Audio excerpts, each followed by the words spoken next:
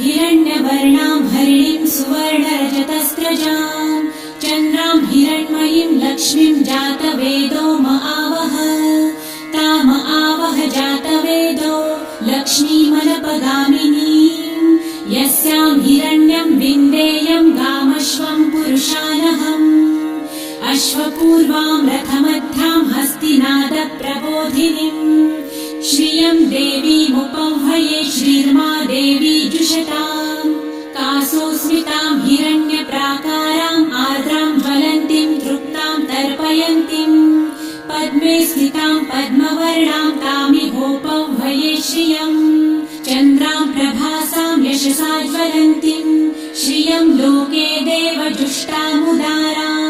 तां पद्मिनीं शरणमहं प्रपद्ये लक्ष्मीर्मे नश्यतां त्वां वृणे आदित्यवर्णे तपसो